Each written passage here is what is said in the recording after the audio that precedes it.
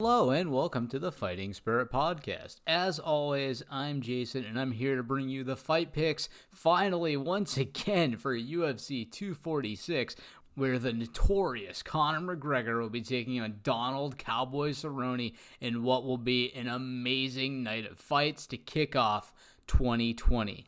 Let's get into it. Here's the show.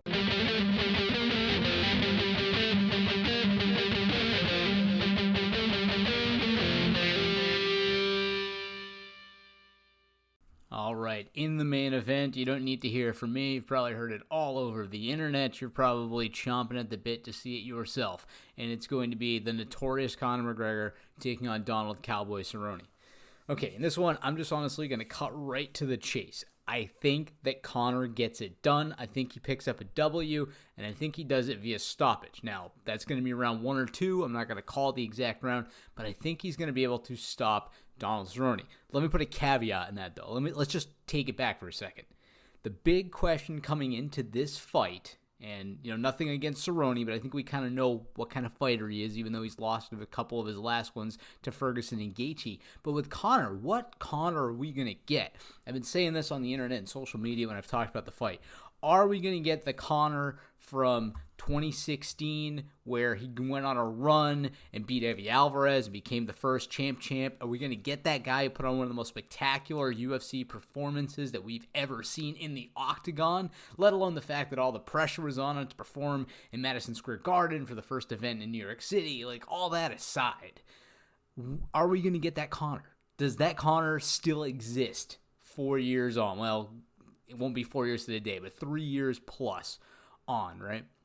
Then Conor, obviously, because he's riding so high, he gets to fight with Mayweather. Doesn't perform as well. I think we all, at the end of the day, kind of expected Mayweather to win. I thought maybe Conor would catch him, and while he did catch him, I think, with a good clean uppercut, he obviously didn't win that fight. And then, obviously, we have him come back and fight Khabib. And at that point, the 2-year layoff, all of the bullshit that went on with this guy, punching guys in bars, and older guys, for what it's worth. I think he was just like late middle age, but still, and not even knocking them off their own bar stools. Is that Conor going to show up? Is the Conor that can't knock an old man out going to show up? Now, Conor may not be trying to actually knock him out, but are we going to get that guy? Are we going to get a guy who doesn't have his mental wherewithal? And I think that's really the big part of the game. People say, you can't knock the old guy off the bar. So it wasn't about that. I don't think Conor was trying to knock him out. It wasn't that kind of thing. But he didn't have the mental fortitude to resist from going after somebody who slighted him in the smallest way possible. And if that is the mental state of Conor McGregor, he is going to get baited into a brawl basically with Donald Cerrone, and I guarantee you he gets head kicked, knocked out. Now, let's take it back though. Let's say it is the Conor who fights Eddie Alvarez. He's very good at maintaining the center of the octagon. Exceptional footwork. He has the left hand. He also throws a combination of kicks in that front stabbing kick to the midsection like he even used against Khabib.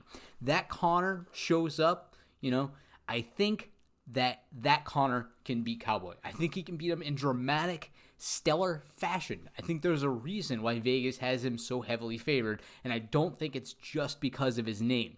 Donald Cowboy Cerrone is no one, to overlook. Going into his last couple fights, he wins over Mike Perry, Alexander Hernandez, who did talk a lot of shit against Cerrone, and then Al Iaquinta. 3 straight wins, good stoppage in the Hernandez fight, and the armbar against Perry. Obviously, decision against Iaquinta. Then 2 straight losses. He's losing to the best, though. Justin Gaethje, Tony Ferguson.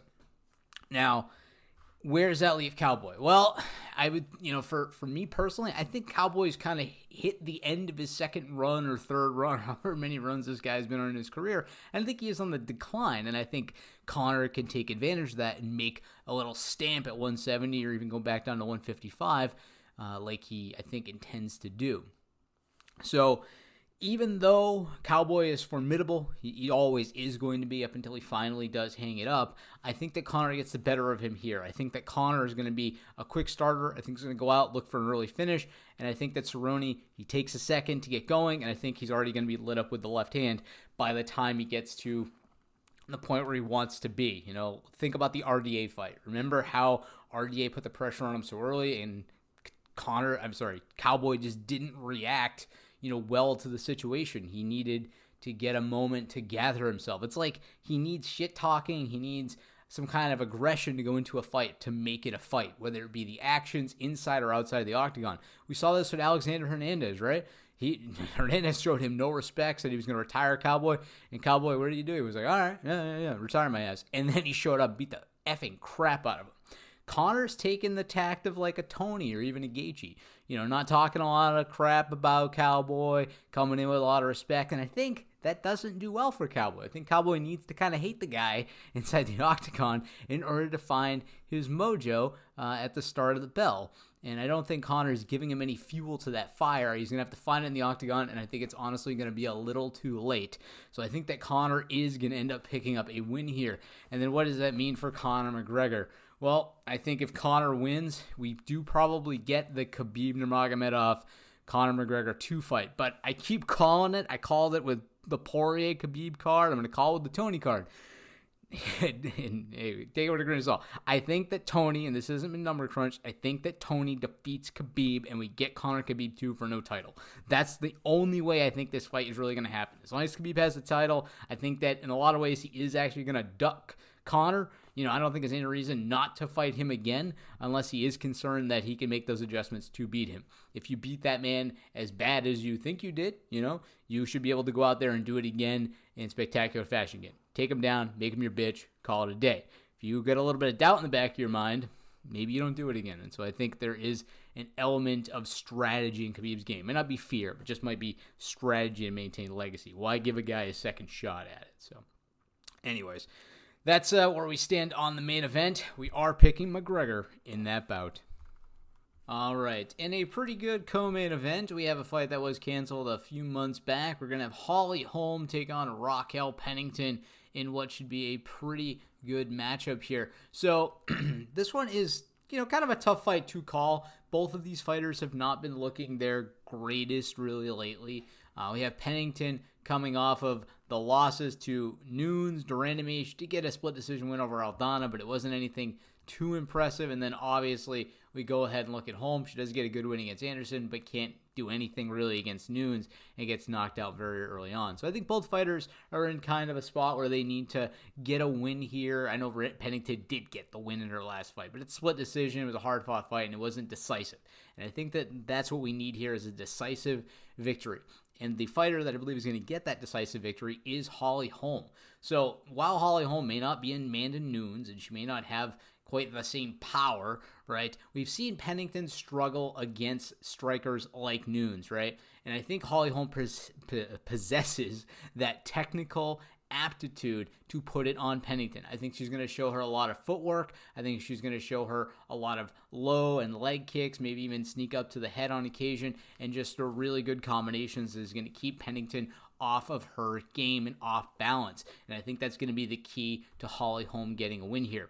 Pennington does have that takedown game, though. Holly Holm's defense isn't always the best, but I think Holly Holm is going to be good enough here to get it done and keep it standing. Pennington could, score one takedown, but I don't know how much she's going to be able to do with it. Holm is good at scrambling. She's good at getting back to her feet. She's good at preventing it in the first place. 8 KOs over 12 wins. I think we're going to get another finish here leading into that main event, and I think that Holly Holm's going to pick up a win. We are picking the preacher's daughter, Holly Holm, in this contest. In the next one, this one taking place at heavyweight, we are going to have Alexei Oleinik, the boa constrictor, take on Maurice Green, the crochet boss, which is pretty kind of funny fight name. But anyways, we're going to have this one taking place. So we got a very obviously green fighter. He's 8-3 in green, going up against one of the saltiest veterans you can have in the UFC, or I think combat sports in general. 57-13 for Alexei the boa constrictor. And this is going to be an interesting contest, right? Because we know that Alexei, he has the experience, he has the miles too, and that could become a factor here. But he has what it takes, I think, to get this done anywhere outside of the first couple of minutes of this fight. If Maurice Green, who does have some power, right? He has 2 KOs over his 8 wins. These guys are heavyweights. If he connects, he can put you out. But he has more submissions than he does knockouts. And at 8-3, I don't think he's going to be able to put it on Oleinik in any kind of grappling way. This guy, Oleinik, has 45 submission victories and 8 knockouts. He has just as many knockouts as this guy has wins. Now, he hasn't fared too well recently against guys that are good strikers like Walt Harris and Alistair Overeem, but I don't quite think that Maurice Green can count himself in that same grouping of guys, those same grouping of Walt Harris isn't a legend, but those phenomenal athletes, right? Green did knock out Junior Albini, which, good solid win there, but that was his only knockout since going back to 2016. So he doesn't really get too many KOs, and I think he's going to find himself coming up just short in the grappling game. So in this contest, we are picking up Alexei Oleinik to win this heavyweight matchup. In the next one, taking place at ladies strawweight, we're going to have Claudia Gadelha take on Alexa Grasso. And this one is going to be, I think, a pretty interesting fight. So we have Grasso, who is a very good striker and a very good points fighter, going up against, I think a really, really high IQ fighter in Gadelha. She does have the aptitude to shut the door, be it on the feet or on the ground. Granted, she does get it done more often on the ground, coming up with 7 submissions over 17 wins and the 2 KOs. So in this one, I think based on fight IQ, I think based on ability, I'm going to go with Gadelha here. Not that Grasso's striking can't get it done. I just don't think she has the power to shut down Gadelha, which then puts it back into Gadelha's camp to score a takedown, hit that pressure, and stop Grasso from scoring points. Because when you're on your back, you're not scoring points if you're point striking like Grasso is very good at. She could stay on her bike. She could keep moving around. It is very possible, but I don't think she's going to be able to do that. I think Gadelha is going to close the distance, get a hold of one of those legs, and she's one of the best takedown artists in the ladies divisions, and I think she's going to be able to get Grasso to the mat and pick up a W. We are picking Claudia Gadelha in this matchup. In our next matchup at lightweight, we're going to have former 155-pound champion Anthony Showtime Pettis, the guy from the Wheaties box, as you may know him, taking on Diego Ferrara. So this is a very hard fight to call. I think it's going to be a good fight, but it's also very, very difficult. So Diego Ferrara is, not a clean fighter in any way. He's a fighter, I think, that's looking to make a little bit of a jump up the ladder here, and I think he's looking to use Anthony Pettis' name to do that here. So Ferrara, very competent fighter. He's on a 5-fight win streak. Wins over Mercier, Jared Gordon, Kyle Nelson, Rustam Kobalov, and Mairbek Taisimov. So he does have very good credentials to his name, and he's been on a skyrocketing trajectory since his loss against Dustin Poirier. Whereas Anthony Pettis, he's been all over the place. He's basically win-loss. Going back to Charles Oliveira here, he beats him, loses the Holloway, beats Jim Miller, loses the Poirier, beats Chiesa, loses to Ferguson, beats Stephen Thompson in one of the weirdest ways I've ever seen, and then loses to Nate Diaz back in August. So he is just win-loss. So statistically, hey, maybe he's going to continue that streak and pick up a win here. But I think that Diego actually is going to get it done here and hand Pettis his second loss in a row, dating back to all the way to Eddie Alvarez and Edson Barboza, or RDA, if you want to look at it that way, going back to 2015. I think that that's where he is right now. I think Ferrara is a hungry young fighter, and while Pettis, I think, still wants to do it, I don't know if he's found that passion inside of him to go back to when he actually was the champion. And these were pre-USADA days. I'm not trying to accuse Pettis of anything, but he has lost a spark since he did find himself on that Wheaties box. He had a 5-fight winning streak himself, going into the RDA fight, and he did not look the same. RDA just really, really beat him down, and I know this is going back, almost 5 years at this point, or really 4 years, but I don't think Pettis still quite has it, and I think that it's going to be an opportunity for Ferrara to make a statement at 155 pounds. He's 34 years of age. This is really his one good shot to crack into the upper echelons of lightweight, being so competitive of a division, and I think he's going to be able to get the job done. I think he has a fire burning inside of him, and I think he's going to snuff out what's remaining of Anthony Pettis' star. So in this fight, I am taking Diego Ferrara. All right, the hype train is a-rolling because we got the future Macie Barber, 8-0, 21 years old, taking on one of the, honestly, legends of the ladies flyweight division, and women's MMA in general, real pioneer, the 37-year-old Roxanne Modafferi, otherwise known as the Happy Warrior.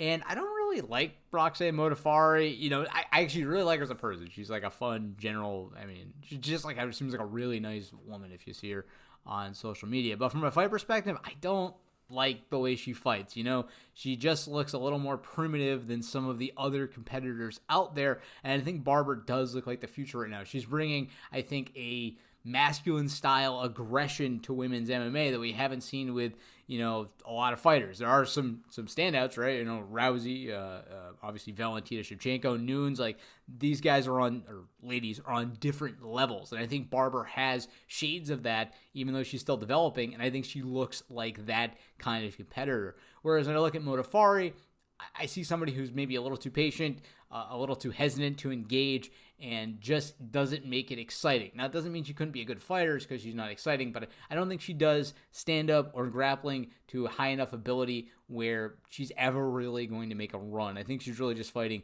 for a paycheck, and I think that Barber is going to make a statement here and defeat kind of a legend or, you know, like I said, pioneer in Modafferi and make a little statement for herself.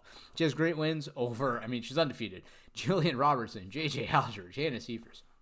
And then on the Dana White Contender Series. They're all coming via TKO. She actually hasn't had a decision since 2017, and she's only had one of them. She has 5 KOs and 7 submissions. She shuts the door. She shuts it very early as well. She likes to get it down mostly in round 2, but she did get it done in round 1 against Robertson, and Barber just looks all the business right now. I think she is going to get a win. I don't know where this will take her, but she is going to be looking down the barrel, potentially, of somebody named Valentina Shevchenko. If she gets this win, plus maybe one more, we'll see how it plays out, though. I'm picking Macie Barber in this contest. All right, I hate his name, but I like to watch him fight. Andre Touchy-Feely from Team Alpha Male is going to be taking on Super Sodiq Yusuff in what should be a really good featherweight matchup. So this one is pretty interesting. You'll probably think I'm going to go with the African-descended fighter. I think he is Nigerian, Sodiq Yusuff. But I'm actually going with Touchy-Feely on this one, and feel me out here, as Touchy might say. I think that the alpha male camp, the takedown, the wrestling, even though this guy is mostly a striker, I think is going to be there to shut down the game of Yusuff. If you're coming up with a great game plan, you can put your egos to the side. Maybe you strike with him a little bit, see what he's got, but then you go for that double leg, you go for that single leg, and you grind down this man because he will take your goddamn head off if you give Sodiq a chance. He is phenomenal athlete, and Andre Feely cannot afford to get a touch of those hands on his chin. He's got to grind him to dust. Go at this one like Stipe went after Ngannou. Take his gas tank away, put him on the mat. He doesn't have any submission wins. You have 3 submission wins. You come from a great camp in alpha male. Use what your mama gave you on the ground and get it done that way. Do not let Yusuff take this thing and keep it standing. You will lose, Feely. I'm telling you, you will lose if you stand with this man. Use your wrestling aptitude and get it to the mat. That being said, Yusuff is on a great streak right now. Win over Gabriel Benitez, Shaman Moraes, and Suman Mokhtarian. Looking over at Feely, Shaman Moraes as well, and Miles Jury. So these guys are definitely on a collision course, and I think that Feely is going to be able to get it done. I am picking Touchy-Feely in this contest. All right, in the next one, we have Nasrat Hopperquest taking on Drew Dober. Don't really have too much to say about this one, but Hopperquest is a TriStar product, and nothing against Drew Dober's Elevation Fight Team, which is a very good camp, by the way. I think that Hopperquest being a TriStar product, being 24 years of age, I really like where he's coming from. He has a lot of knockouts, 9 over his 11, and nothing against Dober. He's got 8 KOs, 6 submissions over his 21 wins, but I think that he's just not going to have what it takes to, keep up with this phenomenal star right now. Hopperquest has great wins over Joaquim Silva, Tibu Goody, and Mark Jacasey. And Jacasey is very, very dangerous fighter. I like Hopperquest in this one. I don't hate Dober. I mean, I like him. He's a great fighter. It's just, I don't think he's going to I think he's going to run into like a Beneil Dariush situation. I think maybe he's going to underestimate him a little bit and end up getting caught with something. I think it'll be more likely standing rather than on the ground like he did with Dariush, but I think that he's going to get caught, and I think it's going to be a small underestimation, if I had to be perfectly honest, and I think that training of Firas Zahabi is going to ring true, and Nasrat picks up the win. We are picking Hopperquest in this matchup. All right, another amazing matchup. We're going to have Grant KGD I guess that, I'm not sure what the KGD is in Grant Dawson's name, but whatever. Taking on the skyscraper Chaz Skelly. So in this one, this one is grain of salt kind of situation. I really like Chaz Skelly. He looked great in his win over Jordan Griffin, even though he did have a kind of a shaky time against the Wolfman Moffat and Jason Knight. But then when I look over at Grant Dawson, he's just looking so good right now. He's on a 5-fight win streak. He's made a statement coming into the UFC, winning back-to-back against Julian Erosa and Michael Trezano, two difficult contestants to take on. And even though Skelly, I think, has bounced back a little bit, I don't think he's going to have it. I think that Grant Dawson's going to pick up the win here. He's a little bit younger, 25 years of age, going up against Skelly's 34, and I don't think he's going to be able to out-grapple or outstrike Dawson. Now, anything can happen. Both these guys actually have the same KO and submission record of 3-10, but I just like Dawson. He's carrying the momentum right now. He looks like a better, younger product, and I don't think Skelly is going to be able to, snatch victory from the jaws of defeat in this one. I think that Grant Dawson gets it done. We are picking KGD, whatever the hell that means, in this contest. All right, in this next one, we're going to have a Russian product in Askar Askarov, the Bullet, taking on Tim Elliott. So I like Tim Elliott, but I don't like him in this one. Askarov just looks like a really amazing Russian MMA product, and I don't think we saw him at his fullest potential when he lost or took a draw against Brandon Moreno. Whereas when I look over at Tim Elliott, I think the best we ever saw him was when he did put it on for, I think, one brief, small moment in like the second or first round against Demetrius Johnson. And then after that, he hasn't been able to capture it since. He did win the Ultimate Fighter, and he's looked good and bad. He's never really captured anybody's imagination so far, and I don't think he's going to be able to do it here. I think he's going to run into an amazing prospect, and I think his sun is about to set, to be perfectly honest. In this one, I am going to go with Askarov. I think he is the better fighter. In our next contest, we're going to have Sabina Mazo take on, I should have already had it open, JJ Aldrich. So this is going to be a very good contest, and I gotta say something because I think a lot of people are automatically assuming JJ is going to get the win. Don't sleep on the Colombian fighter Mazo. She trains over at King's MMA. She's only 22 years of age, and she just looks really good. She did lose on her UFC debut, but she got it back with a win against Shayna Dobson.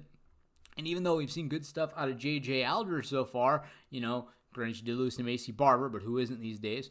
I think that Mazo is going to make a small upset here and actually pick up a W. I think that she's going to be able to outstrike JJ Aldrich. I think that she's going to be a little more competent on the feet, but we will see how things play out. I am picking Sabina Mazo, though, in this matchup. In our next matchup, we are going to have a debuting fighter. In this one, we are going to have the Otoz Osbourne taking on Brian Boom Keller. And in this one, it is going to be kind of a grain of salt situation due to the debuting nature of it. But in this one, I do like the debuting fighter. I like the Otoz Osbourne. I think he looked good on the Dana White Contender Series, picking up that great armbar victory. And I think he's going to be able to carry over some of his skills here against Keller. He does look like a pretty balanced fighter, even though he did get that armbar. He has 3 KOs over his 4 submissions.